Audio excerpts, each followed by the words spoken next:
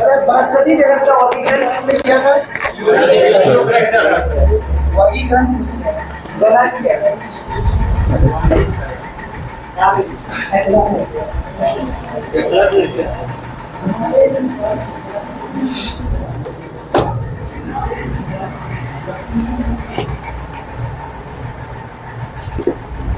आज जो है ना ज्योग्राफी स्टार्ट करते हैं, ठीक है, और कंटिन्यू करके जो है ना सभी क्लासरूम में जो है कोशिश करेंगे उसके आगे बढ़ाते जाएं। और ज्योग्राफी जो है अपने नोट्स से स्टार्ट करते हैं, ठीक है। अभी नोट्स पीडीएफ के फॉर्म में नहीं दिए हैं क्योंकि कुछ करेक्शन बचा हुआ है और इसकी यूज के माध्यम से पता भी चल रहा है कहाँ पे एरर है, तो उसी को एरर क्लियर करके फिर मिल जाएगी आप लोग को। सिर्फ आप लोग देखिएगा कि क्वेश्चन का सिलेक्शन कैसा है और जैसा कि एग्जाम में पूछा जा रहा है, ठीक है। बताइएगा तो बौद्ध हिंदू तथा बौद्ध ग्रंथों में जो है भारतीय क्षेत्र हेतु प्रयुक्त शब्द कौन सा है? यानी कि भारतीय क्षेत्र के लिए जो है हिंदू तथा बौद्ध ग्रंथों में किस शब्द से जो है उल्लेखित किया गया है? इसे जम्बू द्वीप कहकर, ठीक है। क्या हो जाएगा? हिंदू तथा बौद्ध ग्रंथों भारतीय क्षेत्र के लिए कौन सा शब्द प्रयुक्त है? जम्बू द्वीप। आगे बताना है ऋग्वैदिक काल में जो है किस जन के नाम पर भारत का नामकरण हुआ था? तो भरत के नाम पर जो हुआ था, यानी किस जन के नाम पर हुआ था भारत का नामकरण? भरत के नाम पर। आगे बताना आर्यों का जो है निवास स्थल होने के कारण जो है भारत का नाम क्या रखा गया? आर्यावर्त रखा गया, यानी आर्यों के निवास होने के कारण जो है स्थल होने के कारण भारत का नाम आर्यावर्त रखा गया था, ठीक है। आगे की बात करते हैं, बताइएगा किस शब्द से जो है इंडिया शब्द का प्रयोग इस क्षेत्र के लिए होने के कारण जो है इसका नाम इंडिया पड़ा था, ठीक है। हाँ, इंडोई शब्द से जो है इंडोई शब्द से इंडिया शब्द का प्रयोग हुआ इस क्षेत्र के लिए, जो कि किनके द्वारा किया गया था? यूनानी शब्द था ये इंडोई जो शब्द था ये कैसा शब्द था? यूनानी भाषा का। आगे बताना है हिंद या हिंदुस्तान नामकरण किसके द्वारा किया गया था? हिंद या हिंदुस्तान नामकरण जो है किनके द्वारा किया गया था? ये मध्यकालीन अरबी तथा फारसी लेखकों के द्वारा जो है भारत का नाम हिंद तथा हिंदुस्तान जो है किया है। किसके द्वारा? मध्यकालीन भारत का जो है अरबी लेखक, अरबी तथा फारसी लेखकों के द्वारा। आगे बताना भारतीय उपमहाद्वीप में जो है किस भूखंड का नाम भाग माना जाता है? यानी भारतीय उपमहाद्वीप को किस भूखंड का जो है भाग माना जाता है? तो गोंडवाना लैंड का। किसका माना जाता है? गोंडवाना लैंड का भाग माना जाता है। आगे बताना भारतीय प्रायद्वीप की जो है मुख्य भूमि को एशिया से अलग जो है कौन करती है? हिमालय पर्वत करती है, ठीक है।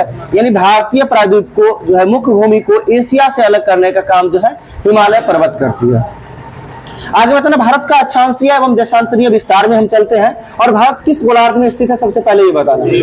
उत्तरी यानी उत्तर पूर्वी गोलार्ध बोलेंगे, ठीक है। उत्तर पूर्वी गोलार्ध में स्थित है भारत। और जिसे बात करते हैं भारत को जो है लगभग 2 बराबर भागों में विभाजित करने वाले अक्षांश रेखा कौन सा है? कर्क रेखा, जो कि जिसे कितना डिग्री? 23 डिग्री उत्तरी अक्षांश रेखा, जिसे कर्क रेखा के नाम से जानते हैं। आगे संपूर्ण भारत का अक्षांशीय विस्तार में बताना है कि अक्षांशीय विस्तार है कितना? 8 डिग्री 4 मिनट से 37 डिग्री 6 मिनट तक है। हम संपूर्ण बोले हैं ना, अभी पहले क्या बोले हैं? संपूर्ण भारत का अक्षांशीय विस्तार 8/4 से लेकर 37/6 तक है। संपूर्ण 6 से एक हाँ, अंडमान निकोबार को लेके चलते हैं तो ऐसे बोले भारत का अक्षांशीय विस्तार कितना है? तो सीधा में यदि आएगा 8 डिग्री 4 मिनट से 37 डिग्री 6 मिनट, 84,376 याद रखिएगा। 84,376 का मतलब 8 डिग्री 4 मिनट से लेके 376 में 37 डिग्री 6 मिनट तक हो जाएगा। अगर देशांतरीय विस्तार बोलेंगे तो 68,700 से लेकर 97,25 तक हो जाएगा। 68,700 से लेकर 97,25 और कौन सा देशांतर हो जाएगा? ये पूर्वी देशांतर हो जाएगा, ठीक है। आगे बताना भारत की जो है प्रमाणिक मध्याह्न रेखा जो है कौन है? तो 82 डिग्री इसमें भी अब आपको पूर्वी देशांतर उत्तरी देशांतर इस तरह से लगेगा तो क्या होगा आंसर? 82 डिग्री पूर्वी देशांतर हो जाएगा, ठीक है। आगे बताना है आपको भारतीय मानक समय की जो है देशांतर रेखा किन राज्यों से होकर गुजरती है? 5 राज्यों से होकर गुजरती है। कौन कौन राज्य से होकर गुजरती है? देखिए, हाँ, एक क्रम में सीधा ध्यान रखिएगा, मैप के अकॉर्डिंग चलते हैं। सबसे ऊपर की बात करते हैं जो उत्तर प्रदेश के जस्ट नीचे आएंगे मध्य प्रदेश, और मध्य प्रदेश के जस्ट नीचे आते हैं छत्तीसगढ़, और छत्तीसगढ़ से जस्ट नीचे आते हैं तो ओडिशा, और उसके नीचे आते हैं तो आंध्र प्रदेश। यानी कुल 5 राज्यों से होकर जो भारतीय मानक समय रेखा गुजरती है। एक बार फिर से सुन लीजिएगा, उत्तर प्रदेश, मध्य प्रदेश, इसके साथ साथ क्या आंध्र प्रदेश में। अब ऐसे याद करने के लिए 3 प्रदेश को एक साथ ले सकते हैं, उत्तर प्रदेश, मध्य प्रदेश, आंध्र प्रदेश। बचा कौन सा? एक उड़ीसा बचा और एक बच गया छत्तीसगढ़ बच गया। यानी ये 5 राज्य हो गए। ठीक है, एक ल में याद रखिए क्रम में, तो गलती नहीं होगा। उत्तर प्रदेश, मध्य प्रदेश, छत्तीसगढ़, उड़ीसा और नीचे आंध्र प्रदेश हो जाएगा। यानी 5 राज्यों से होकर गुजरती है। अब आपको बताना है कर्क रेखा जो है भारत को बांटती है, कितने क्षेत्रों में बांटती है? 2 क्षेत्रों में बांटती है, एक उष्ण तथा दूसरा उपोष्ण क्षेत्रों में। उष्ण तथा उपोष्ण क्षेत्रों में जो है ये कर्क रेखा भारत को 2 भागों में बांटती है। आगे बताना भारतीय मानक समय रेखा जिसे हम IST बोलते हैं, और ग्रीनविच माध्य जो है समय रेखा जिसे GMT बोलते हैं, इन दोनों का अंतर कितना होता है? 5.5 घंटे का अंतर होता है। ठीक है, आगे बताना भारतीय मानक समय रेखा जो है ये भारतीय मानक समय की देशांतर रेखा कहाँ से गुजरती है? मिर्जापुर, यानी इलाहाबाद के नैनी के समीप जो है मिर्जापुर से गुजरती है। ठीक है, आगे बताना भारतीय मानक समय रेखा तथा कर्क रेखा आपस में एक दूसरे को कहां पर काटती है? छत्तीसगढ़ में काटती है। यानी आपस में कहां काटती है? छत्तीसगढ़ में काटती है। ठीक है, आगे बताना भारत के लगभग जो है मध्य से गुजरने वाली कर्क रेखा कितने राज्यों से होकर गुजरती है? 8 राज्य, क्योंकि देखिए मानक समय रेखा और कर्क रेखा एक दूसरे को किस राज्य में काटती है? छत्तीसगढ़ में काटती है। इसलिए हम इसके साथ साथ ही डिस्कस करेंगे इस बात का कि कर्क रेखा भारत के कुल कितने राज्यों से होकर गुजरती है? 8 राज्यों से होकर गुजरती है। और 8 में कौन कौन सा है ये सभी लोग को पता भी होगा। कई ट्रिक भी है इसका, मित्र पर गमछाधार या ऐसे करके गुराम करके आएंगे तो सारा राज्य ऐसे भी आ जाता है। ठीक है, गुजरात, राजस्थान, मध्य प्रदेश गुराम में आ जाता है, फिर झारखंड हो गया, छत्तीसगढ़ हो गया, फिर इधर पश्चिम बंगाल, फिर त्रिपुरा, मिजोरम, टोटल 8 राज्य हो जाएंगे। यानी कहने का मतलब मित्र पर गमछाधार से भी याद रख सकते हैं, यानी तो एक बीच वाला स्टेट देखेंगे मैप पर जिसमें आ जाएगा, इधर सबसे स्टार्टिंग का देखते हैं गुजरात, गुजरात के बाद राजस्थान, राजस्थान के बाद मध्य प्रदेश, और मध्य प्रदेश के बाद आ जाता है झारखंड ना, पहले झारखंड। ठीक है, झारखंड, तब जाके छत्तीसगढ़ होगा। छत्तीसगढ़ के बाद की बात करते हैं तो उसी में सटा नोक पे क्या है? पश्चिम बंगाल, और पश्चिम बंगाल के बगल में त्रिपुरा, त्रिपुरा के बगल में मिजोरम हो जाएगा। यानी टोटल 8 राज्य हो जाएगा। ठीक है, अब हम बात करते हैं कर्क रेखा पर स्थित जो है भारत की कुल कितनी राजधानियां हैं? कर्क रेखा पर भारत कुल कितनी राजधानियां स्थित है? हाँ, कर्क रेखा पर स्थित राजधानी पूछा जाता है, भारत की राजधानी नहीं, कर्क रेखा पर स्थित राजधानी।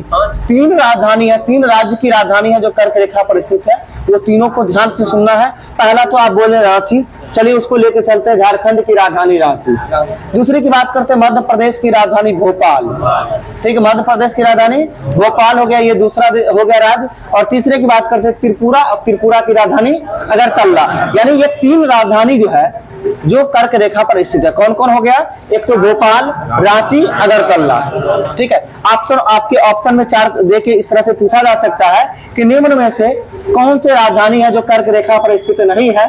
तो आप उसमें आप 3 जानेंगे तभी चौथा छाट पाएंगे ना, इसलिए ध्यान रखना है कौन कौन? रांची, भोपाल, अगरतला। ठीक है, चलिए आगे की बात करते हैं। बताना भारत की चुंबकीय विषुवत रेखा दक्षिण भारत में किस स्थान से गुजरती है? बहुत इंपॉर्टेंट प्रश्न है। त्रिवेंद्रम से गुजरती है, बिल्कुल सही है। भारत की चुंबकीय विषुवत रेखा जो है भारत में किस स्थान से होकर गुजरती है? त्रिवेंद्रम से होकर गुजरती है। किन्हीं को इसमें तो कोई दिक्कत नहीं होगा। चलिए आगे आप बात करते हैं भारत का क्षेत्रफल एवं स्थलीय विस्तार के बारे में। ठीक है, भारत का क्षेत्रफल एवं स्थलीय विस्तार, यानी एक एक टॉपिक वाइज जैसे होता है कंप्लीट नोट्स जो होती है 100 पेज में, समझिए 102 पेज में पूरा इंडियन ज्योग्राफी कवर है। और इतना जान लीजिए किसी भी एग्जाम का क्वेश्चन उठा के देख लीजिएगा, चाहे बिहार SI हो, बिहार पुलिस हो, चाहे बिहार BPSC क्यों ना हो, चाहे बिहार SSC क्यों ना हो, ऐसा कोई एग्जाम नहीं होगा जिस एग्जाम में 10 क्वेश्चन पूछा जाए 9 नहीं मिलेगा। ज्योग्राफी की बात करें 10 में 9 मिलेगा। अभी देखिए हाल ही में एक छोटा सा नोट दिया है इंडियन इकोनॉमी का। ठीक है, वहां तो 27-28 पेज के आसपास का है। और किसी भी एग्जाम का अगर बिहार पुलिस में भी पूछा है ना 5 क्वेश्चन 6 क्वेश्चन पूछा है, ठीक है, 5 में 5 समझिए मिलने वाला क्वेश्चन है। ठीक है, चलिए कोई बात नहीं, आगे देखते हैं। भारत का जो है क्षेत्रफल संपूर्ण विश्व के क्षेत्रफल का कितना प्रतिशत है? 2.4% है, बिल्कुल सही है। आगे बताया जनसंख्या की दृष्टि से भारत का जो है कितना परसेंट, यानी 2011 के में क्या स्थान है? 2011 के जो जनसंख्या की दृष्टि से भारत लगभग जो है, हाँ सुन लीजिए पहले। जनसंख्या की दृष्टि से भारत की अब का बात करेंगे, वर्ल्ड में पहला स्थान, ठीक है। हाँ, 2011 की जनगणना के अकॉर्डिंग जो था दूसरा स्थान था। चलिए अब देखते हैं जनसंख्या की दृष्टि से जो है भारत लगभग जो है कितने जनसंख्या के साथ जो है दूसरे स्थान पे पहले था। तो 17.5%, यानी जितना भूभाग था लगभग कितना जनसंख्या भारत में निवास करती है, 17.5% निवास करती है। यानी विश्व के जनसंख्या का कितना प्रतिशत भारत में निवास करती है, 17.5%। आगे बताना, क्षेत्रफल के आधार पर जो है विश्व में भारत का क्या स्थान है, 7वां स्थान है। और 7वें स्थान में बात यदि हम करें, पहले स्थान पे कौन सा है, रूस है। दूसरे स्थान पे कौन सा है, कनाडा। तीसरे स्थान पे कौन सा है, देखिए अब यहाँ पे फंसता है क्वेश्चन, ठीक है। हाँ, अमेरिका पहले, अमेरिका तब जाके चीन होगा। यहाँ पे कहीं पे चीन देता है, कहीं पे अमेरिका देता है जी। हाँ, इसलिए जो अब देखिए तो रूस, Canada, America, China, Brazil, Australia, Bharat, Argentina, ये 8 जो है क्षेत्रफल के अकॉर्डिंग जो है 8 राज्यों का क्रम होता है। एक बार फिर से समझिएगा, एक शॉर्ट ट्रिक बताते हैं। पहले सभी देश का जो है पहला वर्ड को लेकर चलते हैं, RCU CBA, ठीक है, CBA, उसके बाद भारत, अर्जेंटीना, RCU CBA, आसानी से याद रख सकते हैं। RC रूस, C से कनाडा, ठीक है, चलिए हाँ, C से कनाडा, RCU बताए, U से हो जाएगा अमेरिका यानी USA। फिर इसके बाद बताए CBA, C से चाइना, B से ब्राजील, A से ऑस्ट्रेलिया, और 7वें स्थान पे अपना भारत, और इसके बाद जो है 8वें स्थान पे अर्जेंटीना। यानी ये 8 राज्यों का, 8 देशों का ये क्रम होता है क्षेत्रफल के अकॉर्डिंग, ठीक है। अब हम बात करते हैं जनसंख्या के दृष्टिकोण से जो है 5 सबसे बड़े देश का नाम, ठीक है। जनसंख्या की दृष्टिकोण से 5 सबसे बड़े देश का नाम की यदि हम बात करें तो पहला तो सभी लोग को पता है, चल गया है, भारत। दूसरा सभी लोग को वो भी पता होगा, कौन हो जाएगा, चाइना। और तीसरा की यदि हम बात करें तो अमेरिका, यानी भारत, चीन, अमेरिका। और चौथा नहीं बता पाएंगे, बोलिए, बिल्कुल सही है, चौथा इंडोनेशिया और 5वां ब्राजील। यानी ये 5 जो है जनसंख्या के अकॉर्डिंग 5 बड़े देशों का जो है ये क्रम होता है। कौन कौन, भारत, चीन, अमेरिका, इंडोनेशिया, ब्राजील, ये 5 क्रम हो गया, ठीक है। चलिए आगे बात करते हैं। भारतीय प्रादेशिक जल सीमा आधार से जो है, यानी आधार रेखा जो होता है ये टेढ़े मेढ़े तटों को मिलाने वाली काल्पनिक सीधी रेखा होती है, जिसे प्रादेशिक सीमा बोला जाता है। और यह जो है भारतीय प्रादेशिक जल सीमा के आधार से जो है कितना दूरी तक स्थित है, तो 12 नॉटिकल मील या फिर 12 समुद्री मील भी बोल सकते हैं इसको, ठीक है। यानी प्रादेशिक जल सीमा कितना डिस्टेंस हो जाएगा, 12 समुद्री मील हो जाएगा। यानी कहने का मतलब जो है जितना तक हम पैदल चल सकते हैं, पौ से प्रादेशिक, पौ से पैदल, ध्यान रखिएगा। प्रादेशिक यानी 12 मील से ज्यादा तो नहीं चल सकते है ना। प्रादेशिक जल सीमा कितना हो जाएगा, 12 नॉटिकल मील हो जाएगा। अगला बात करते हैं भारत का जो है संलग्न क्षेत्र जो होता है, संलग्न क्षेत्र जिसे जो है अविच्छिन्न मंडल के नाम से भी जानते हैं, यह कितनी दूरी तक स्थित है, यह 24 मील तक स्थित है, ठीक है। और ये जो अविच्छिन्न मंडल में जो आती है, सीमा शुल्क वसूली का अधिकार जो है किस देश को प्राप्त है, यानी भारतीय सीमा से जो है 24 मील यानी समुद्री मील तक का दूरी जो है, इस बीच में जो यानी क्षेत्र जो पड़ता है, इसमें टैक्स वसूलने का अधिकार किस देश को प्राप्त है, भारत को ही प्राप्त है, यह ध्यान रखना। यानी 24 मील तक हो जाएगा ये। आगे बताना, भारतीय औसत समुद्र तल का मापन जो है कहाँ से होता है, कहाँ से होता है, चेन्नई समुद्र तट से होता है औसत मापन इसका, ठीक है। आगे बताना, श्रीलंका के बाद जो है भारत का निकटतम समुद्री देश कौन सा, इंडोनेशिया ना, भारत जो है यानी श्रीलंका के बाद जो है भारत का निकटतम समुद्री क्षेत्र यानी देश कौन सा हो जाएगा, इंडोनेशिया हो जाएगा। आगे तो ना, भारत को श्रीलंका से अलग करने वाला समुद्री क्षेत्र कौन सा है, आप बोल सकते हैं पाक जलमग्न भी बोल सकते हैं। ऐसे भारत को श्रीलंका से अलग करने वाली समुद्री क्षेत्र की यदि हम बात की है, मन्नार की खाड़ी हो जाएगी, मन्नार की खाड़ी। आगे यदि हम बात करते हैं पाक जलडमरू मध्य, भारत के पूर्वी यानी पाक जलडमरू मध्य की जो है भारत के पूर्वी घाट को क्या बोला जाता है, भारत की पूर्वी घाट को कोरोमंडल तट बोलते हैं ना, ठीक, कोरोमंडल तट। और भारत की पश्चिमी घाट को क्या बोलते हैं, मालाबार तट बोलते हैं, सही है। आगे बताना है, अब है भारत के प्रमुख चैनल या जलसंधि या फिर जलडमरू मध्य जिसको बोलते हैं, सब एक ही है, एक ही को चैनल या जलडमरू मध्य या जलसंधि के रूप में जानते हैं, जिसमें से 6 डिग्री चैनल बताया किस किस को जो है जोड़ने का काम करती है, तो ग्रेट निकोबार एवं सुमात्रा को जोड़ने का काम करती है, यानी सुमात्रा बोले तो इंडोनेशिया, ठीक है, यानी 6 डिग्री चैनल किस किस को, तो ग्रेट निकोबार को जो है किससे हो जाएगा, सुमात्रा से हो जाएगा।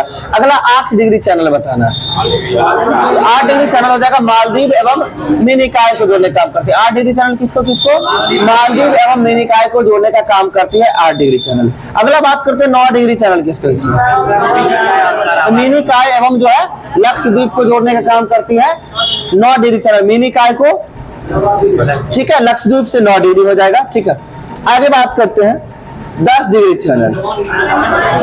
10 डिग्री सभी पता, लघु अनुमान को कार निकोबार से जो है जोड़ने का काम करती है 10 डिग्री चैनल, लघु अनुमान को कार निकोबार से 10 डिग्री।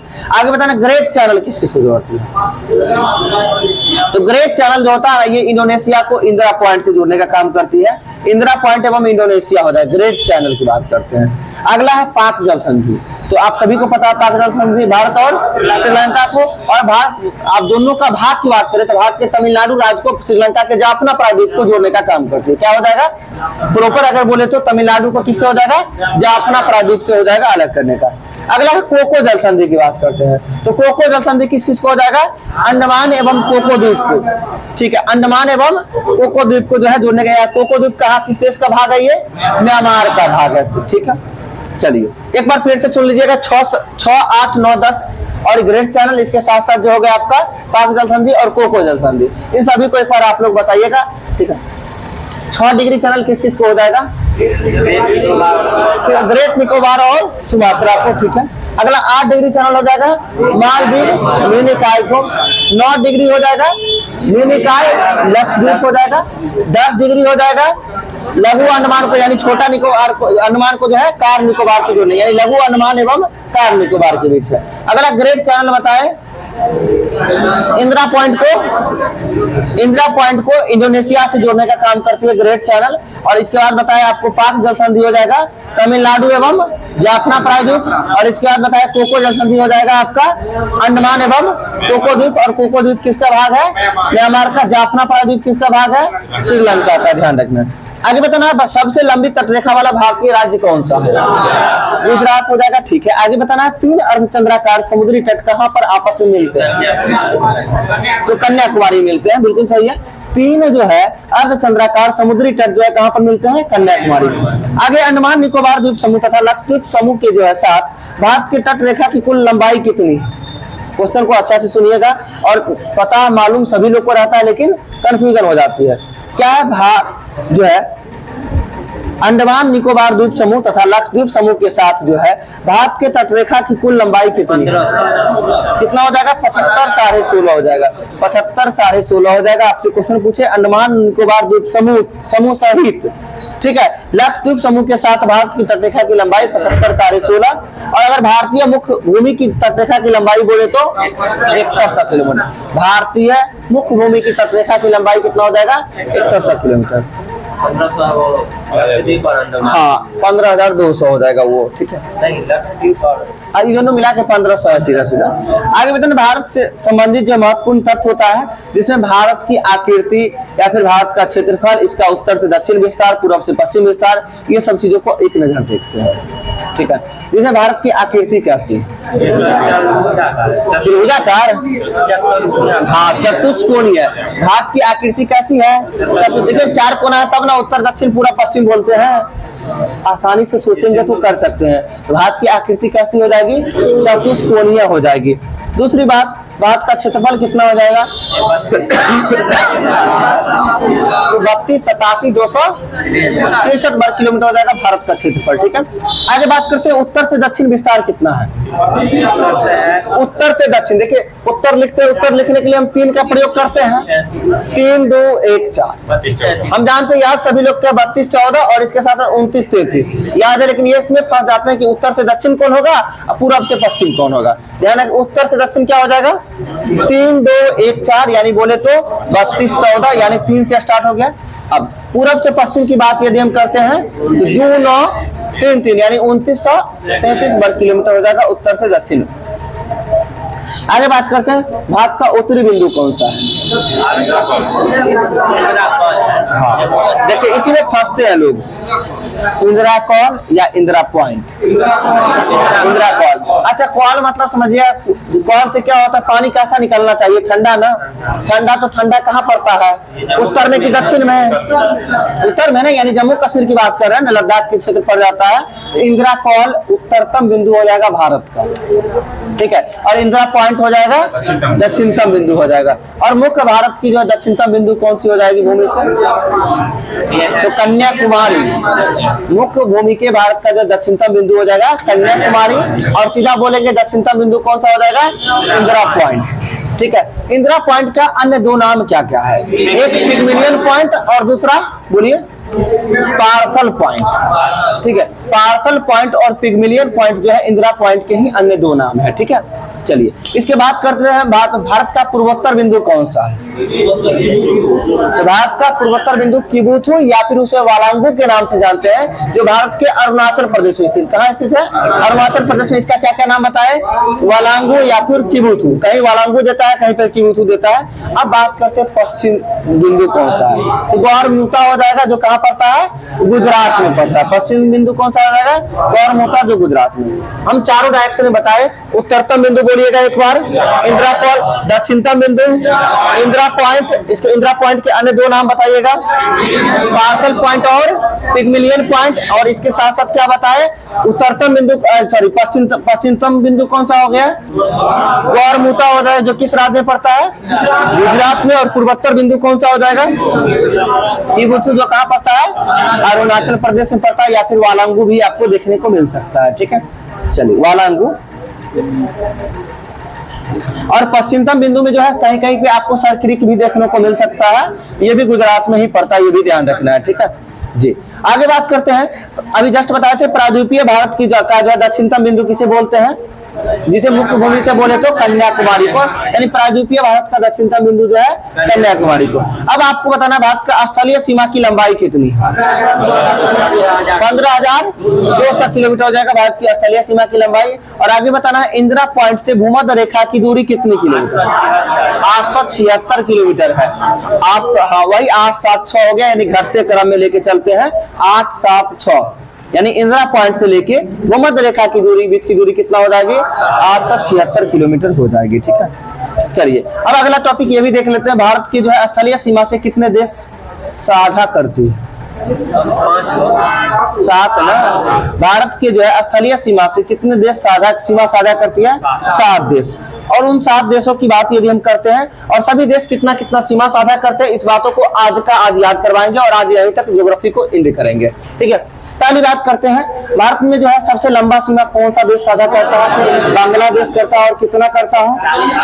4096.7 किलोमीटर। अगर पूरा पूरा बोले तो वैसे देखने के लिए आपको तो 40-96 किलोमीटर ही देखने को मिलते हैं। तो 40-96.7 किलोमीटर जो है भारत किस देश के साथ? बांग्लादेश के साथ। और ये भी साथ साथ ध्यान रखना है कि भारत बांग्लादेश के साथ जो कुल कितना राज्य सीमा साझा करता है? कुल कितना राज्य करता है? 5 राज्य सीमा साझा करता है, जिसमें से बात करते हैं पश्चिम बंगाल के साथ साथ त्रिपुरा, इसके बाद बात करते हैं मेघालय, मिजोरम और असम। कौन कौन हो जाएंगे? एक साथ से देख लीजिएगा ना, ठीक है। पश्चिम बंगाल, त्रिपुरा, मेघालय, मिजोरम और कौन हो जाएगा? असम। ये 5 राज्य जो है बांग्लादेश से सीमा साझा करते हैं। अब बात करते हैं चाइना, चीन, यानी चीन कितना सीमा साझा करता है? ये 3488 किलोमीटर सीमा साझा करते हैं भारत से। कौन करते हैं? चीन करता है। और चीन वैसे जो है कुल कितने राज्यों से सीमा साझा करती है? तो ये भी 5 हो जाएगा, जिसमें आ जाता है केंद्र शासित प्रदेश लद्दाख। दूसरी बात करते हैं अरुणाचल प्रदेश, उत्तराखंड, इसके साथ साथ आ जाएंगे हिमाचल प्रदेश और सिक्किम। ध्यान रखिए, एक तो लद्दाख ध्यान रहेगा सभी लोग को, इसके बाद उत्तराखंड ध्यान रहेगा, हिमाचल प्रदेश ध्यान रहेगा, सिक्किम ध्यान रहेगा, और एक बच गया आपका अरुणाचल प्रदेश। यानी ये लद्दाख, अरुणाचल प्रदेश, इसके साथ साथ जो उत्तराखंड, नीचे आए हिमाचल प्रदेश, और साथ में कौन हो जाएगा? सिक्किम। ये 5 राज्य चाइना के साथ में सीमा साझा करते हैं। और ये सीमा साझा करने के साथ साथ जो है कुल कितना दूरी? 3488 किलोमीटर। आगे बात करते हैं आप पाकिस्तान। तीसरे स्थान पे जो है पाकिस्तान सबसे ज्यादा। देखिए अभी तक आप लोग पढ़ते आ रहे हैं या सेट भी बनाते आ रहे हैं, तो आपसे सीधा पूछा जाता है कि सबसे लंबी सीमा साझा करने वाला भारत का पड़ोसी देश कौन सा है। बांग्लादेश टिक करते हैं और आगे आपसे दे कि लंबी सीमा साझा करने में इसे जो है एक क्रम में सजाएं तो क्या करेंगे आप, पता होना चाहिए ना। अभी 3 तो आपको बता चुके हैं, 3 बता चुके हैं ना, 3 बताए ना, 2 बताए, बांग्लादेश, चाइना, तीसरा स्थान पे पाकिस्तान का नाम बोले थे सिर्फ। यानी ये 3 देश जो है एक क्रम में आ जाएगा, क्या, बांग्लादेश, चीन और पाकिस्तान। अब बात करते हैं पाकिस्तान कुल कितना सीमा साझा करता है, तो जैसा नाम वैसा काम, यानी 33-23। ध्यान रखिएगा, याद करने में भी लॉजिक है। 33 में 10 घटा दीजिए, यानी भारत से 10 गुना छोटा समझिए ना। 33 में 10 घटाइए 23, यानी 33-27 किलोमीटर सीमा साझा करता है कौन, पाकिस्तान करता है। और पाकिस्तान भारत के कुल कितने राज्यों से सीमा साझा करती है, हाँ 3 राज्य और 2 केंद्रशासित प्रदेश और 2 केंद्रशासित प्रदेश लद्दाख और जम्मू कश्मीर जानते ही हैं। इसके बाद गुजरात को लेके चलिएगा, एक राजस्थान लेके चलिएगा और एक पंजाब साझा करता है। यानी बहुत आसानी से आप याद कर सकते हैं कौन कौन हो जाएगा आपको, 2 केंद्रशासित प्रदेश जम्मू कश्मीर लद्दाख। इसके बाद गुजरात से लीजिए, गुजरात, राजस्थान और पंजाब, यानी 5 राज्य जो है पाकिस्तान से सीमा साझा करते हैं और कुल कितना दूरी साझा करते हैं, 33-27 किलोमीटर साझा करते हैं। ठीक है, चलिए आगे की बात करते हैं। आगे नेपाल चौथे स्थान पे आते हैं और नेपाल 3 अक्षर का है, 17-51, यानी 1751 किलोमीटर का जो है डिस्टेंस नेपाल साझा करता है। और नेपाल कुल मिलाकर कितने डिस्टेंस को साझा करता है, यानी कुल कितना, ये भी इसका कुल कितना राज्य करता है, ये भी 5 राज्य है, उत्तर प्रदेश, बिहार, उत्तराखंड, सिक्किम और पश्चिम बंगाल। क्या क्या हो जाएगा, उत्तर प्रदेश, बिहार, ठीक है, इसके बाद उत्तराखंड, सिक्किम और पश्चिम बंगाल। ये 5 राज्य जो है किससे सीमा साझा करते हैं, नेपाल से कितना किलोमीटर, 17-51 किलोमीटर। ठीक है, यहाँ तक में किसी को दिक्कत नहीं। आगे बात करते हैं अफगानिस्तान का, ठीक है, और अफगानिस्तान कुल कितना करता है, तो 106 किलोमीटर करता है। कितना करता है, 106 किलोमीटर करता है, जो कि बोले तो सिर्फ और सिर्फ एक केंद्रशासित प्रदेश ही है, लद्दाख यानी पीओके यानी पाक अधिकृत कश्मीर जिसको बोलते हैं, यही साझा करता है। और कुल कितना किलोमीटर, 106 किलोमीटर। ठीक है, भारत अफगानिस्तान, और भारत और अफगानिस्तान के मध्य जो है कौन सी सीमा रेखा है, डुरंड रेखा है। ठीक है, अब आपको बताना है भारत के कितने राज्यों या केंद्रशासित प्रदेशों की सीमाएं पड़ोसी देशों के साथ संलग्न है, 18। आपको हाँ, तो हम अभी क्वेश्चन जो पूछे उसका जवाब देना है। हम क्या पूछे, भारत के कितने राज्य या फिर केंद्रशासित प्रदेश जो कि राज्यों की सीमाएं जो है पड़ोसी देशों के साथ मिलती है, वो कितना हो जाएगा, 18 हो जाएगा। ठीक है, और जिसके साथ जो है जो भी राज्य है उस चीजों को अगले क्लास में हम देखेंगे। ठीक है, आज के लिए इतना ही रहने दें। आपको लग रहा है कि ज्योग्राफी आसान हो सकती है अगर सिर्फ पढ़ा जाए एक लय में। अभी तक जितना भी बुक देखे होंगे ना मार्केट में, या जितना भी नोट्स देखे होंगे, इतना लयबद्ध तरीके से या फिर इतना क्वेश्चन को जैसे हम बोल रहे हैं ना, जितनी बात बोले उतना बात लिखा हुआ है इसमें। ठीक है, और ये टाइप किया हुआ है, सिर्फ बचा हुआ है, इसका करेक्शन बचा हुआ है, थोड़ा बहुत जो है वो कंप्लीट हो जाएगी, कंप्लीट नोट्स मिल जाएगी आप लोगों को। ठीक है, थोड़ा सा भरोसा बना के रेगुलर मेहनत करिए, 100% रिजल्ट होगी। ठीक है, स्टॉप कर दीजिए थोड़ा।